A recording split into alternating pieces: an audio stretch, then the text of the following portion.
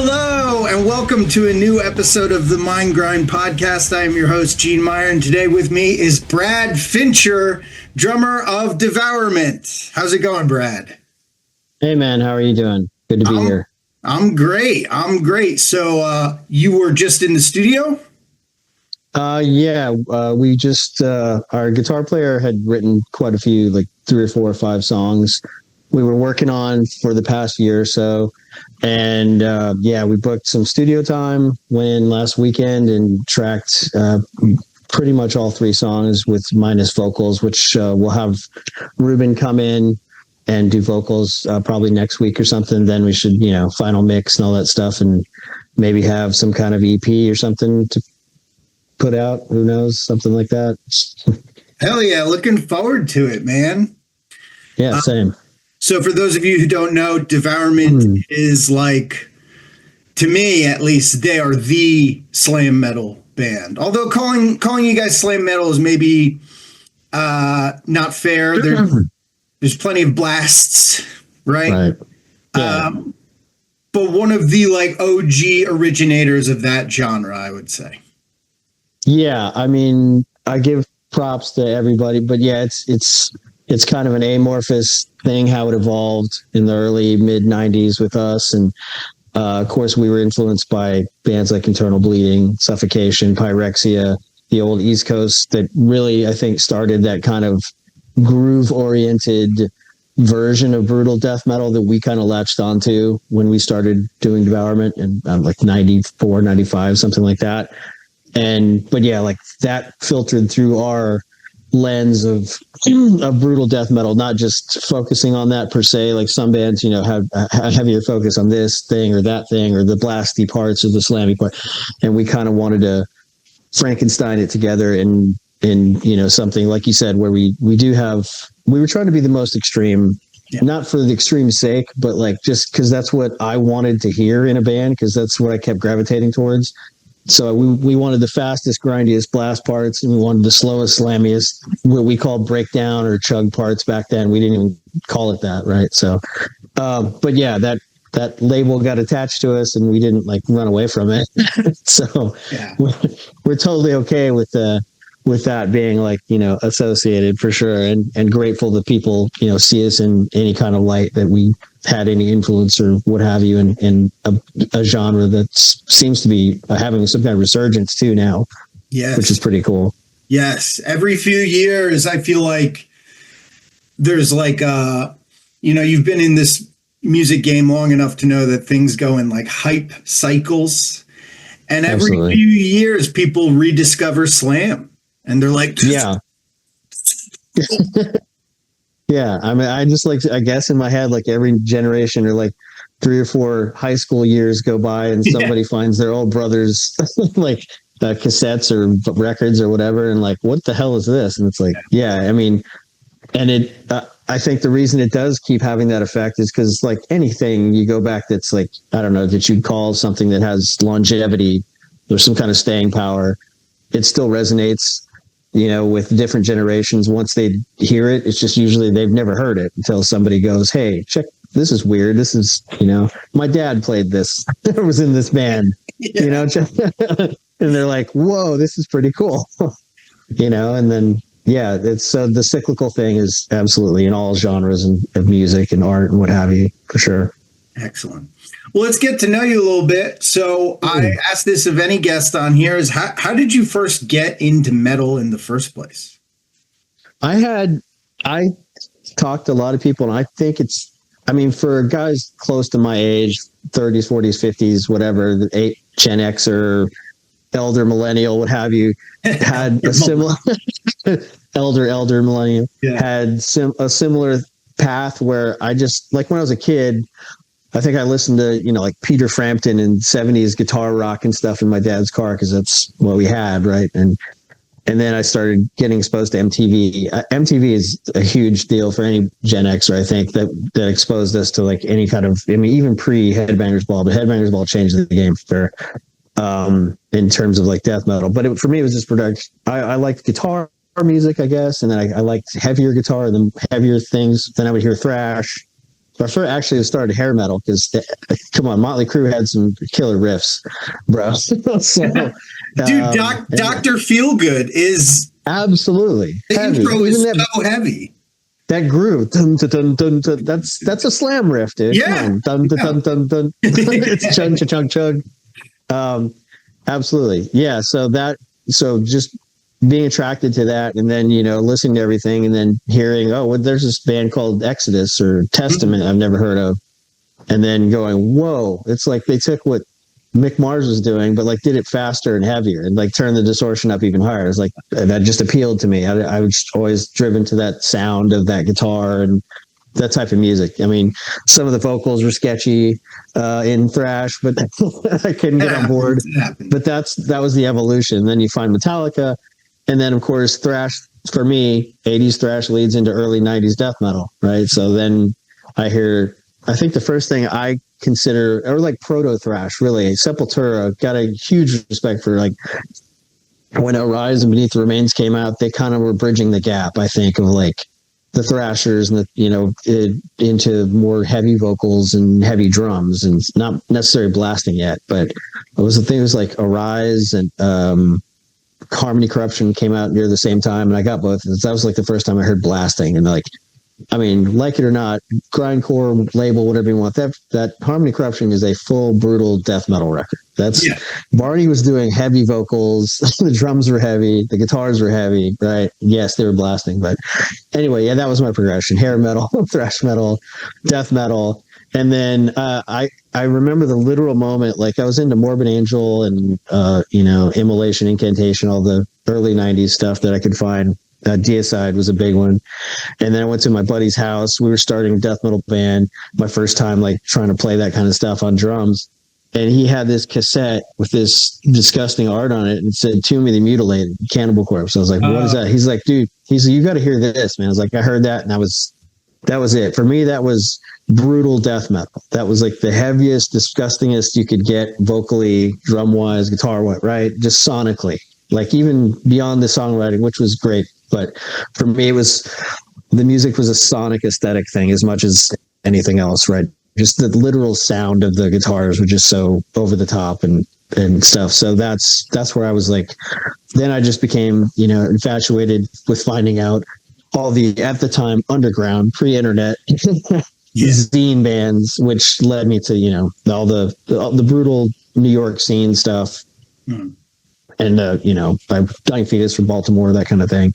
Yeah. But yeah, it was like, we didn't have any of that in Texas. There was no, there weren't any brutal bands. We were just listening to I was just listening to Pyrexia constantly. We were like, okay, we got to do that thing to do what they're doing. They're smarter and more ahead of the curve than we are. So we need to catch up.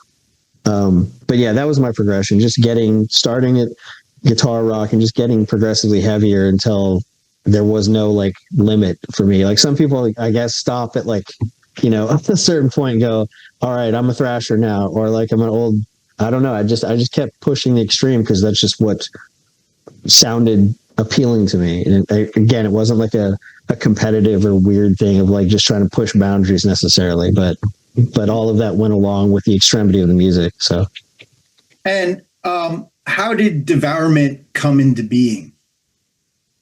Devourment was literally that same idea I had of I was into all these bands, like super into like Dying Fetus, especially in the first Infatuation and Malevolence, that record, like EP, what have you, whatever you want to call it, like really set me off on the idea of like making a Frankenstein version of the band I wanted to hear, because all those bands, I loved them and they were doing great stuff, but all of them were doing stuff that I didn't like too. So like skank beats and things like that. And like, I thought felt fillery, or like, now I like that stuff. It's cool. But like, just for me, I just wanted, I guess that's why we got, the Slam label, whatever, because we focused on the heavy chug, slam, groove, breakdown parts and blasty parts. So I just basically took Suffocation, the heaviness of Suffo or Dying Fetus,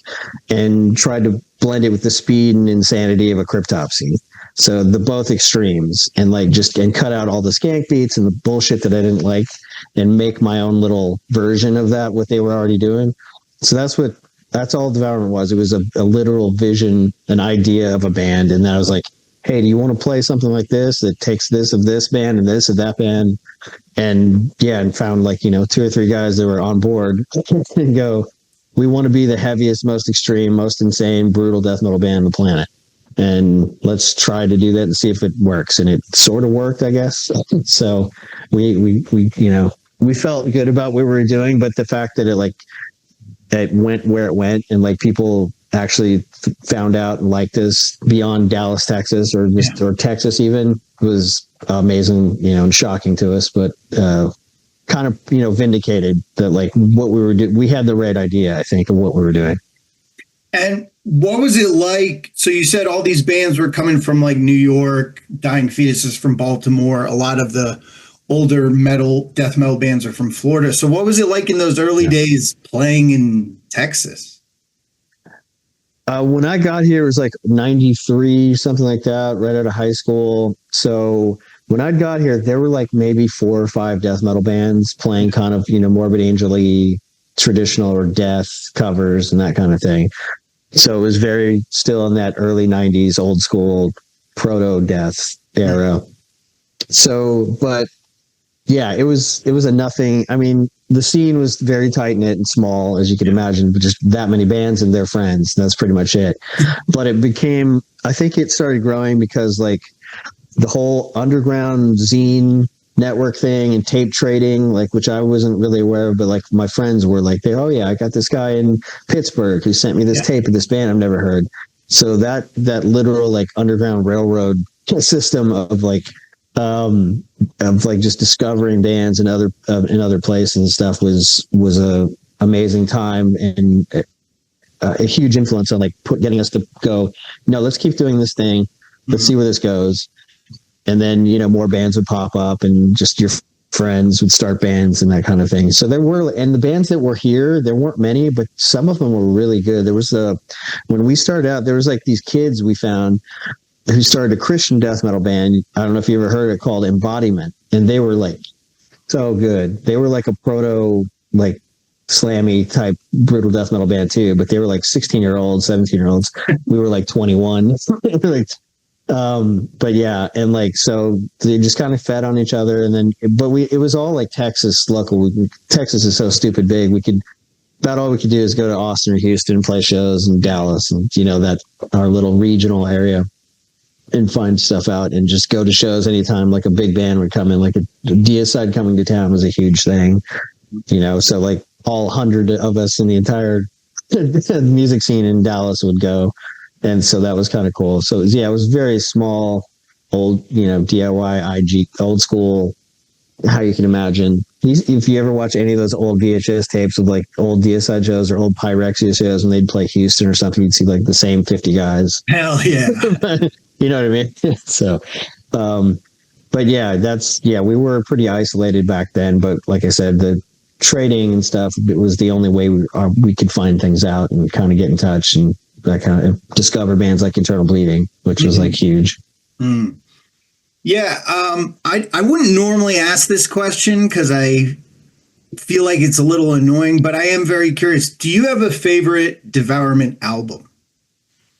I mean, I'm going to be biased because I'm not on all of them. I'm only on 2. So I think they're all very good. I honestly do. Like the ones that Eric played drums on and had a different lineup of the band where Mike sang and stuff, obviously has tons of fans that are fans of that era and those records. And and mad respect to them. And I've played some of those songs live, and it's a lot of fun. But yeah, just for me, like the prototype of the Devourment sound is the first record, is Molesting the Decapitated. Was kind of, I mean, we had, you've heard the typical thing, like you have like your whole life to make your first record, and then you have like 2 or 3 years to make the second one, and the third, right? Yeah. So MTD was kind of the culmination of the entire lifetime of trying to build this thing. So it was the idealized version, and it came out exactly how we wanted it. So it was, I think it's the perfect representation of the idea of what we were trying to do is Devourment. So that's my favorite record. I like the last one we did too. It had some, you know, controversial production choices and things, and some of the Yeah, we need to talk about that. Yeah, I was gonna ask about that because yeah.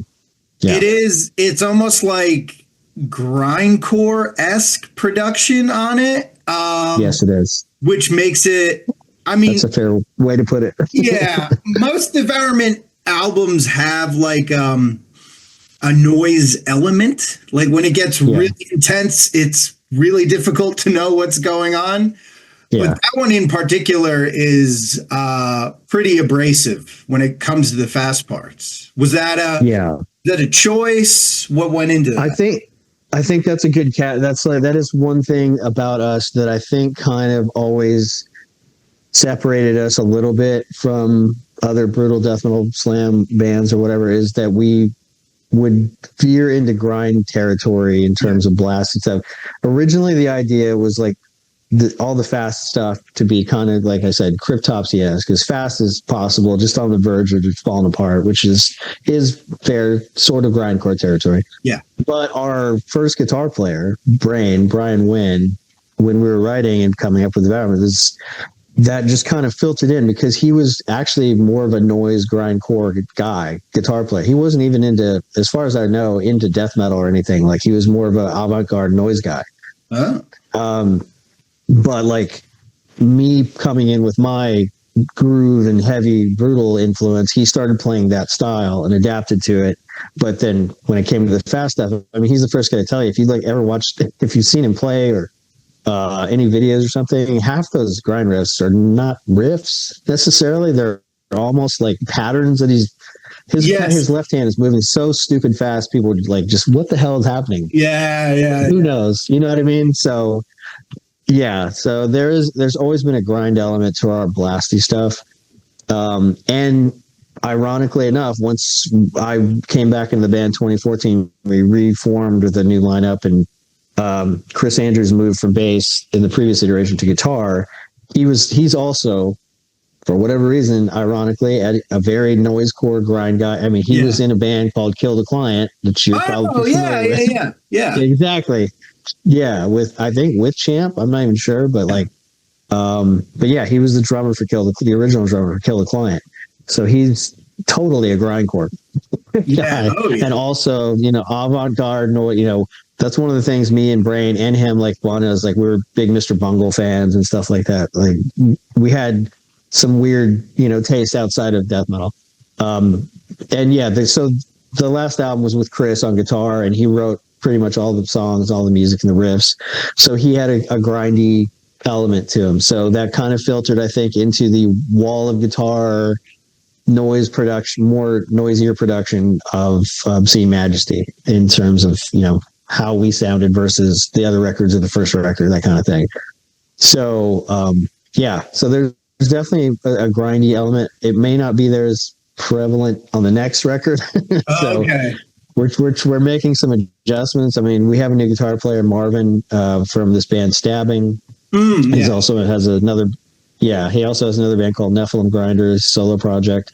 Amazing guitar players. So he came in, and so I think these new songs that we're recording definitely have a blasty. We're always going to try to, push the speed envelope on that kind of stuff.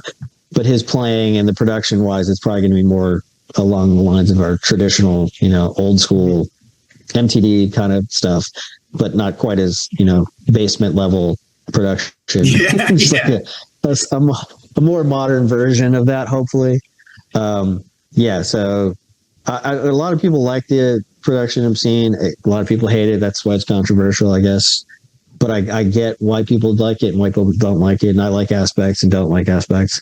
Ruben loves it. So, but I think there was an element there that we can definitely improve on. And that's another reason we're in the studio this weekend, I think, to kind of readjust our course from the last album.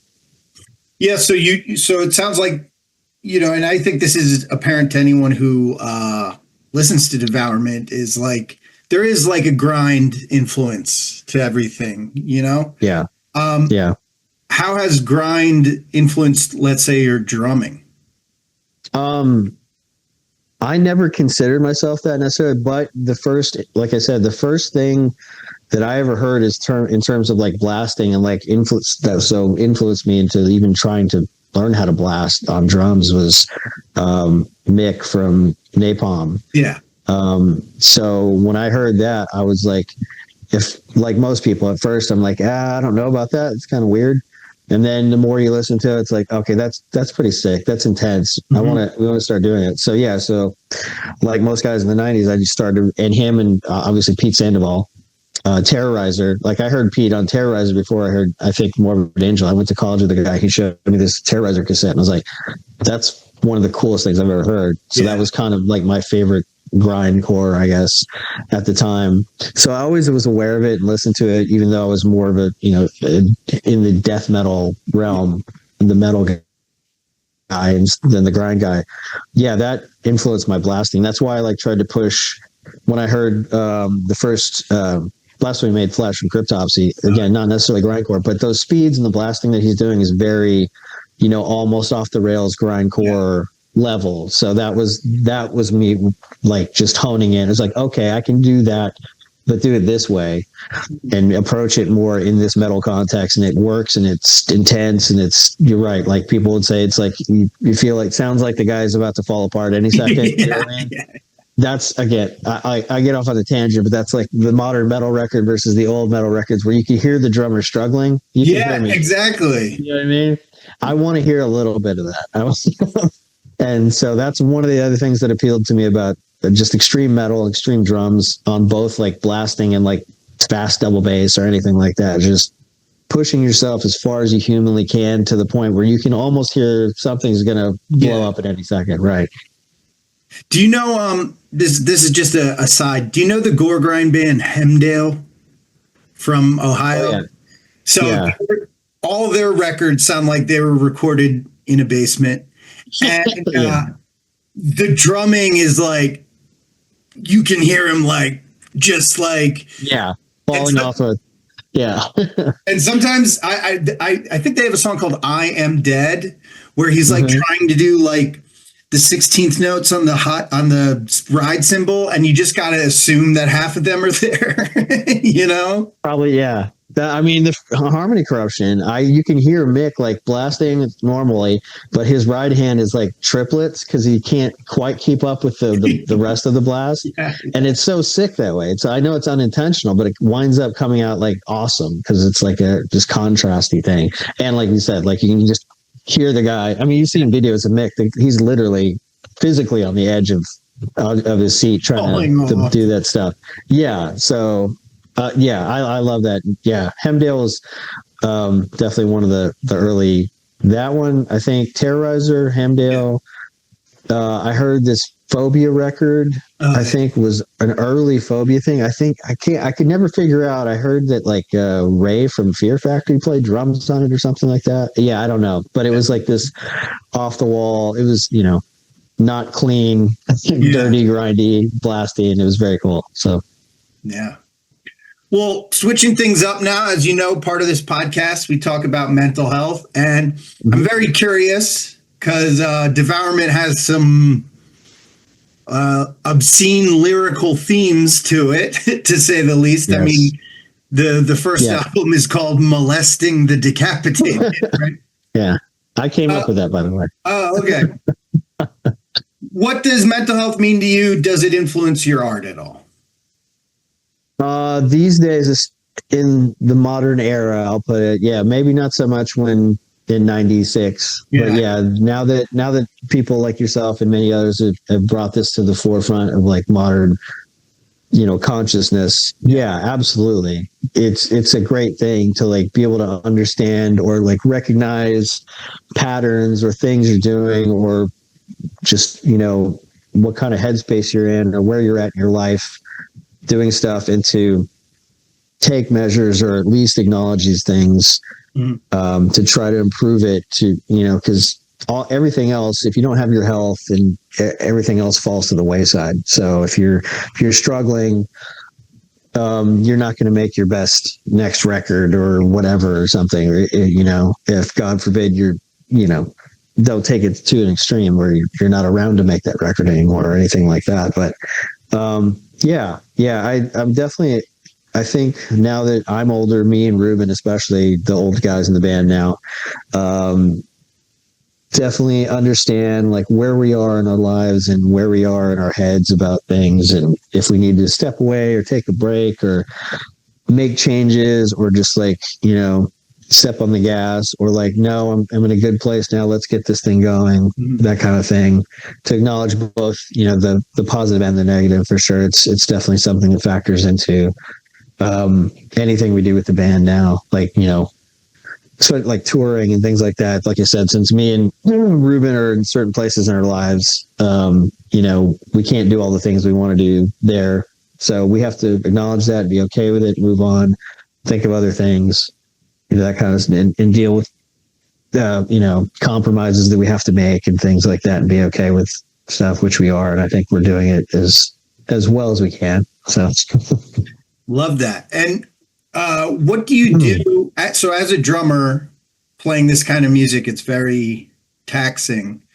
Yes. What do you do to like keep yourself in shape or maintain when you guys do go on tour?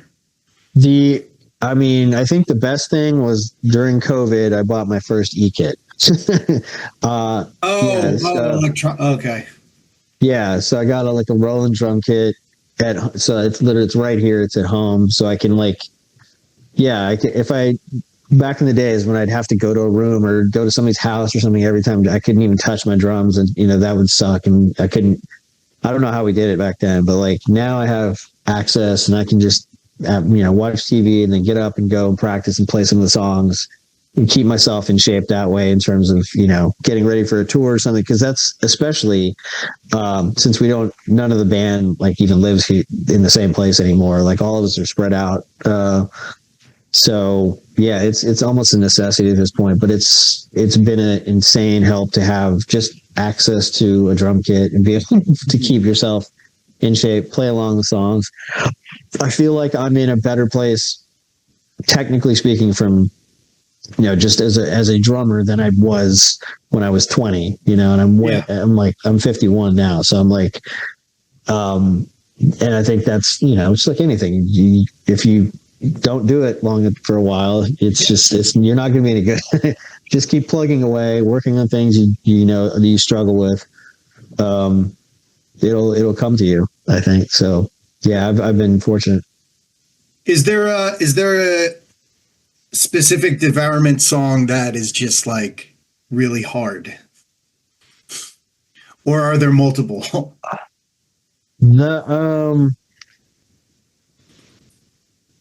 Is there one like when you're playing a show and you're like, oh, this one's next? Yeah. I think one of the first 2 or 3 on Obscene Majesty, because they're so long and there's so many parts. Like the first song on Obscene is called Virulent Strain Retaliation. I love that song, but it's a struggle because there's really fast parts, there's a lot of changes, and it's very long. And so is Cognitive Sedation Butchery. So actually just because I was joking with Chris when we were writing it, I was like, this is our Justice for All or something, because this is all the songs are like 6 minutes or something stupid. I'm like, and yeah, playing at these speeds for that long is dumb. I don't recommend it. But yeah, so I think the old MTD songs are pretty straightforward. So yeah, I think just the newer one, just because of the length and the amount of changes to keep track of and things. That's the difficult stuff that I was like, please don't put that in a set, or don't put it next to this song. You know what I mean? Like, give me a break and then I can do another one, something like that. Pacing. Pacing is the key. Yeah. And do you help with the lyrics, or do you have any input with the art and stuff like that? In the first record, demo, whatever you want to call it, MTD, I came up with the band name. I came up with the song title, Lost and Decapitated. I came up with Choking on Bile. I came up with Shroud of Encryption, and a few of their first lines of Shroud of Encryption, I think I came up with. And then I was out. I was like, everyone else, Wayne Knupp wrote all the lyrics after that, and with Juski, and then Juski wrote lyrics. And Ruben wrote all the lyrics on MTD pretty much after that, I think, and all the records subsequent, or at least the ones he's the vocalist on. So MTD and Obscene Majesty. Yeah, he's the lyrical guy now. So the singer, whoever's the singer, writes all the damn lyrics. I only contributed titles, not really lyrics. And technically, the word devourment is not an actual word. According to I don't think it's in the dictionary. No. No. What made you? What conjured it? What magic spell conjure that? Since high school, I kept little notepads and I would just write ideas if I came up with a word or something for, that'd be a cool band name or a cool song title or something like that. And I would just always do this forever, like all through my 20s. And then I don't know what it was. Like I can remember like the specific moment I had suggested it. And I don't know where it came from, but like me and my guitar player at the time, this guy, Braxton Henry, he was the guy who produced MTD, but he was also technically our original guitar player. One of them. And we went to a show and we were walking back to the car after a show or something. And I was like, this is when I was like coming up with the idea of like starting a separate band. That was this idealized thing, whatever the idea was going to be. Cause we were already in a band called Necroside. I wanted to break off and start over.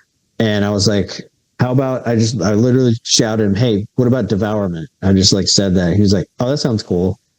I was like, I don't know where. I have no idea where. Yeah, it was just one of those flash. Exactly. The seas parted. Yeah. The light rays came down. Yeah, I don't know, because I had a million names and none of them were great. But like for some reason, like when sometimes it's like, all right, this works. Yeah, and once in a while that happens, and that was like the name and I don't even remember. And then the album, we couldn't figure out what to call the album. I was like Molesting the Decapitated. I thought it was like, what's the most vile thing I can think of right now? I can't. And I honestly, I'll give credit to Hound, Paul Abear, our original manager, the guy who came up with our Devourment logo. He's a tattoo artist, friend of ours. We lived with him, promoted us, helped us a ton in the early days. And he gave us that art that's the cover for Molesting, which is that headless guy. And yeah, this book, I can't remember, Joel Pritkin was the artist. It had these insane photos. And I can't remember if he showed me the photo and then I came up with the title to fit it because of the guy, or vice versa. Or I came up with the title and he found the photo that just happened to fit. So, but yeah. But so, yeah, the vile extremity of all that stuff is just shock value back then, I think, more than anything else. Excellent. So it's still early in the year, at least, it's the last day of February today, at least when we're recording this. What does Devourment have planned for 2026? We're going to finish up this EP and then look at avenues for distribution. That's still up in the air right now. So we don't know how it's going to come out, but we're going to have a finished product. And then after that, we may or may not have a U.S. tour that will be attached to in support of at some point that we will announce fairly soon, but we can't say anything about it yet. But I think it's going to be pretty awesome. And then we have a short run in Europe in the later summer to do a couple of festivals in Europe. And I think that's pretty much our schedule for now. And aren't you guys playing Maryland Death Fest? Not this year. Not this year, I don't think. Damn. I wish. I mean, if you can make that happen. We played it, was it last year? The year before? I lost track. Yeah. I think it was last year and you played all of Molesting the Decapitated? Yes, exactly. Okay. Right. Yeah, we played the full album. With, yeah, that's right. Because Vaughn from Defeated Sandy filled in on guitar for us. Oh, wow. Yeah. That's incredible. That's incredible. Yep. So are there any up and coming, newer slam, grind, death metal bands that you've been listening to recently? Good question. I mean, obviously, we toured in 2023 with Ingested and did a couple shows and met these new kids called Peeling Flesh that Oh, we thought we're gonna do some things, and it turns out they did. So, so I've liked them since I heard them. We played, like I said, we played with them, and they were killer right away. Um, more recently, it's a band from Houston, I think, that's getting some notoriety is Corpse Pile. mm, We're friends with them, and I really dig them as well. And of course, like the newer guys leading the charge, we're all friends with saying with Sagabog and oh yeah. yeah, and stuff like that. Yeah, a lot of it. That's what I mean. Like this resurgence in like brutal death metal bands that are actually getting some attention and getting on big tours and stuff is awesome because it's just bringing more attention to all of the music that's kind of in this wheelhouse for us. So we're pretty stoked. But yeah, a lot of newer bands that I've been hearing that I just can't think of all of them off the top of my head. But there's some good stuff out there coming out. Yeah, it's like we talked about, like every 5 years, the I feel like too, it's mostly hardcore kids because Yeah, they're like, oh, I love breakdowns, I love New York hardcore, and it's like, well, exactly. who has really great breakdowns? Slam, and they're like, oh shit, because that happened during the deathcore wave. That happened Yep. during the 2010s with the like Nails Noise HM2 shit, and now it's happening Yep. now with like the Maggot Stomp people. Exactly. Yeah. Yeah. I've noticed that too. Yeah. I mean, like all those bands I mentioned, they're all playing hardcore festivals or they're playing Yeah, shows with hardcore bands, right? And you see the Karate Kids at all the shows. yeah, So I'm like, we can get, yeah. So yeah, I always wonder that. I guess they have a better like organization or better just sense of like camaraderie with each other about music or like that they all like this heavy extreme stuff or like I said, yeah, breakdowns are that's like a cross genre thing. yeah. Everyone loves a good breakdown, right? So yeah, so I think we're actually playing our first hardcore adjacent we may be attached to Can you soon. say So or not say? uh I think Dying Fetus may have played it last year. Oh shit! Oh my god, Yeah, you're playing that one? yeah, I think so. So I Oh think we can say that. Yeah. damn! Have you So have you ever that should be played fun. like a hardcore fest or show before? No, not that I'm aware of. We Wow. played, with other bands in different genres, but not like a festival that's kind of like dedicated. I mean, the closest we've come, I guess, is Obscene Extreme, but that's just a grind, disgusting. Yeah, that's every. You, yeah, that's just weirdo festival. That's all that Yeah. weird European festival. Yeah. I remember you guys played, I think, 2 years ago on Yep. the, I want to say the Friday around 5 p.m. Are you talking about a stream? Obscene Extreme. Yeah. Yes, yes, yeah. I think it was. Yeah, yeah. It was right before the sun went down. I think I can't remember who we played before, but I think it was. Man, who was it? Exhumed or something like that, Yeah. or I can't remember. I But just yeah, remember by that point they had the like, did you see there was two dudes dressed up like Mario and Luigi, but they were in man thongs and their dicks were hanging out? yeah, yes, yeah. You will see more dicks and other bodily parts that you didn't Yeah. ask for at that show. Yeah. But Yeah. on stage, not just in the crowd. On No, stage. no. There sometimes Yeah, they're running security for you. dude, absolutely. Yeah, I think our guitar player Marvin was worried he'd get smacked by one of those dudes' dicks while he's up there playing. I'm like, All right. but Well, yeah, those are all. That's been a blast every time we played it like two or three times I think now at this point, and it's always amazing. oh yeah, incredible festival. If Yeah, those listening, if you've never been, you need to go at least once. yeah, You need to go. absolutely, So, totally. well, thank you. This has been a great episode. Where can people find you? I'm on the interwebs. You can just look search my name, Brad Fincher, or just search, Devourment, anything, and you'll probably find me, because I run most of the socials, so I'm there lurking. So yeah, just check out all the Devourment socials. We're there. I'm there.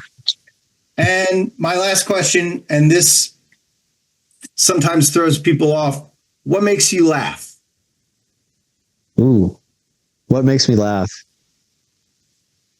Some really dumb shit, I'm pretty sure. So I don't know, off-color humor, absurdist humor, just some weird shit. Like, I'm a big fan of that show, Smiling Friends, and it's a good one. Just got canceled or whatever. Yeah. Red Letter Media, because I'm like a movie guy. Mr. Plinkett.